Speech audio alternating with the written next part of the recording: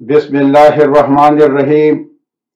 د ټولو نمخ کې زه ټول افغان ولس ته د مینې نه ډک سلامونه وړاندې کوم. زما د نننۍ بیانیې موضوع ده په افغانستان کې د امریکې شتون 58مه برخه. ګرانو وطنوالو، د یو اړخه د پاکستان د فوج مشر قمر باجوا لخوا د دې ستونزې حل دا چې د ټرمپ ادارې د غوښتنو پر وړاندې مقاومت وکړي، خو د سولې خبرو اترو ته غاړه کیږدي. پاکستان بالکل دا نه غوښتل چې طالبان پرېږدي، ځکه چې باجوا ډاډه و چې طالبان به په جنګ کې بریالي کیږي او چین به د امریکا د اقداماتو پرته له پاکستان سره مرسته وکړي. پاکستانی جنرالانو به ډېری وخت امریکایي جنرالانو او ډیپلوماټانو ته ویل چې طالبان جګړه ګټي. که څه هم باجوا د خبرو اترو لپاره چمتو، خو د پاکستان فوجي مشرانو له اوږدې مودې راهیسې غوښتل چې متحده ایالات په مستقیم ډول له طالبانو سره خبرې وکړي. د 2018 کال په سپتمبر کې په اسلام آباد کې نوي ټاکل شوي لومړي وزیر عمران خان او باجوا خوښ وو کله چې خلیلزاد، ډنفورد او پامپیو د طالبانو سره د دوه اړخیزو خبرو اترو پلانونه معرفي کړل.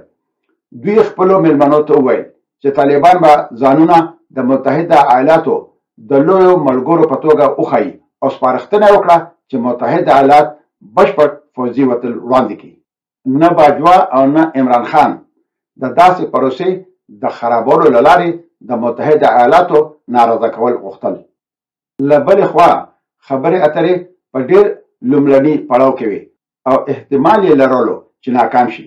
پاکستان دا غوره ګڼله چې د متحده ایالاتو د خوشحالولو هڅه وکړي، ځکه چې د متحده ایالاتو سره ملګرتیا د پاکستان لپاره یو څه معنا لرله.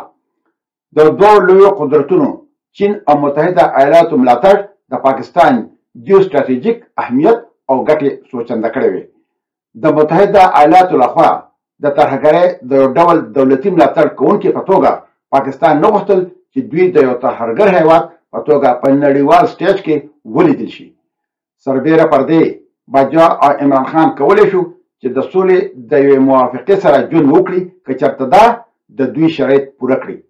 پاکستان په لازمي ډول نه غوښتل چې طالبان په زور سره جګړه وګټي، بلکې جوړجاړی غوره کړي، خو په دې کې پاکستان خپلې ګټې په نظر کې نیولې وې.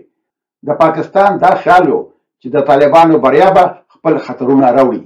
د طالبانو په وړاندې د بقا لپاره په مبارزه کې پخواني شمالي ټلواله به د کابل د ځغرولو لپاره د اړتیا وړ وسلو لپاره هند ته مخه کړي چې پاکستان ته به په افغانستان کې د هند سره د اوږدې مودې پراکسي جګړه منځته راوړي او یا به د هند د کابل د ساتنې یو ځانګړی چانس وړاندې کړي چې دا ډول پایله به د پاکستان لپاره د سولې د جوړجاړي څخه بدتره وه. نو ځکه پاکستان سوله غوښتله. خلیلزاد د افغانستان د اساسي قانون د بیا لیکلو لیوالتیا زړه راښکونکې وه. پاکستانیانو د بون اساسي قانون نیمګړی ګڼلو.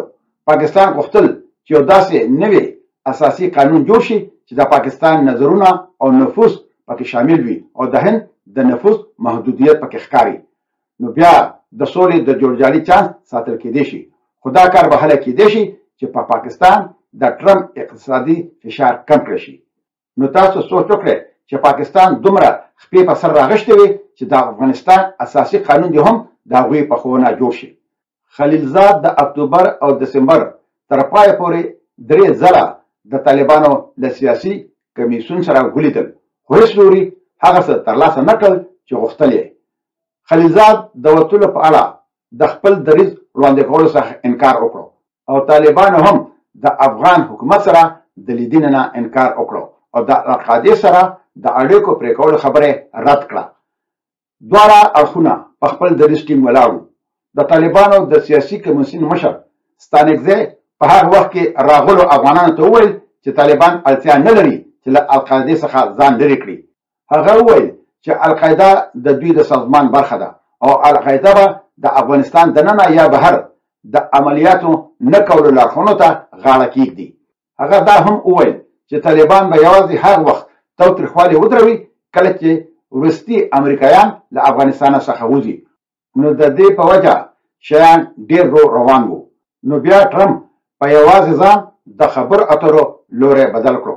د نومبر 2018 کال منځمهاله ټاکنې نږدې کېدې. د ټرمپ د صبر کاسه ډکېدله. د ټاکنو نه مخکې هغه میټس ته وویل چې خلیلزاد 9 میاشتې وخت لري چې په افغانستان کې معامله وکړي. که تر هغه وخته پورې کومه معامله ونشي نو باید چې خلیلزاد د دې پروسې نه لرې کړی شي.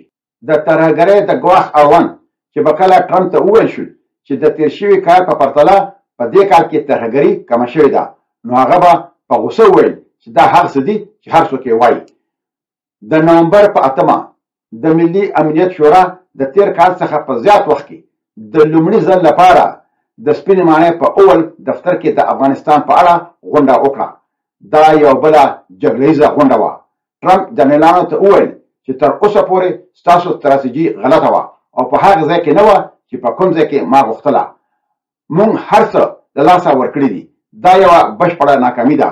دا ډیره زیاته د شرم خبره ده او دا غونډې هسې وخت ضایع کول دي. دا 18مه غونډه پرته له کومې روښانه پرېکړې پای ته ورسېده. میټس او ډینفورد په دې ډاډه وو چې ټرمپ به په یو کال کې له افغانستان څخه وځي. خو د دسمبر په 10مه هغه اوږده ویره لرونکې پیښه رامنځته شوه. ټرمپ میټس او ډینفورد سپینې ماڼۍ ته وغوښتل او ټولو ځواکونو په شمول د ترهګرۍ ضد عملیاتو کې ښکېل ځواکونو ته امر وکړو چې په څو اونو کې له افغانستان څخه وځي. هغه وویل چې هغه به په جنوري کې اعلان وکړي. میټس او ډینفورد ټرمپ ته وویل چې دا به یو ناورین وي. خو ټرمپ د دوی د ستراتیژۍ د ناکامۍ په اړه په دوی سختې نیوکې وکړې. د امرونو ترلاسه کولو وروسته میټس او ډینفورد د وتلو د پلان د چمتو کولو لارښوونه وکړه. یوه اونۍ وروسته حالات هغه وخت ګرم شول کله چې ټرمپ اعلان وکړ چې هغه به ټول امریکایي سرتیري له سوریې څخه وباسي چېرته چې دوی د اسلامي دولت داعش سره په جګړه کې بوخت وو. میټس او ډینفورد د دې اعلان په اړه هیڅ مخکنی خبرداری نه درلود. سربیره پر دې رسنیو یوه کیسه ترلاسه کړه چې ټرمپ پلان لري چې له افغانستان څخه 2000 سرتیري وباسي. خو دا معلومات په بشپړ ډول دقیق نه وو ځکه چې ټرمپ د بشپړ وتلو په لټه کې و او نړۍ هم په دې پوه شوې وه چې ټرمپ له افغانستان څخه د وتلو لاره لټوي. میټس باور درلود چې متحده ایالات باید په افغانستان کې وي او د سوریې په اړه حتی ډیر زیات هوډمن و چېرته چې اسلامي دولت داعش د طالبانو په پرتله لوی ګواښ رامنځته کړی و.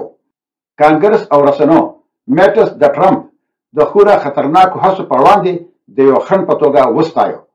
په دغه وخت کې میټس په یو عامه لیک کې استعفا ورکړه او په ولسمشر ټرمپ یې سختې نیوکې وکړې. کانګرس او رسنیو د ولسمشر د چلند په اړه جدي اندېښنه څرګنده کړه. نو ټرمپ له افغانستان څخه د سمدستي وتلو په اړه نرم شو.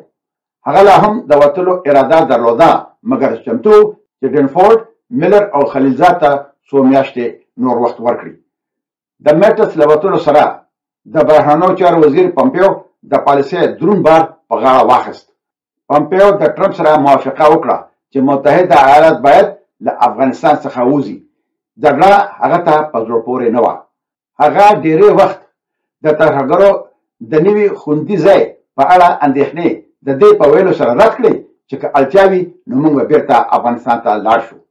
دا په دې معنا متحده ایالات کولی شي چې ووځي خو د هر ډول ترهګریز برید جذبولو ته به چمتو وي او بیا به غچ واخلي. مګر پمپیو فکر کاوه چې ناڅاپي وتل به یو ناورین وي. نو له دې له امله هغه د دسمبر د 10مې نیټې وروسته ټرمپ ته مشوره ورکړه چې ورو ورو حرکت وکړي. پمپیو د دسمبر د 10مې نیټې له غونډې څو ورځې وروسته خلیلزاد ته د ټرمپ د پرېکړې خبر ورکړو. هغه خلیلزاد ته امر وکړو چې له دوحې څخه پرته له کومې معاملې بیرته راستون نشي. د دې نه وروسته چې څه وشول نو زه به هغه په خپله راتلونکي ویډیو کې ستاسو په خدمت کې وړاندې کوم انشاءالله. ګران وطنوالو، اوس په لوی لاس سپارم. تل دې وي پښتو، تل دې وي پښتونولي او تل دې وي د اباسین او د مارګلې د غرونو نه تر د امو دریا پورې زمونږ د پلار نیکه ګران خو ګلالې او ګلې ګلزار وطن لوی افغانستان د ازادۍ په هیله. مشال خان ټکر.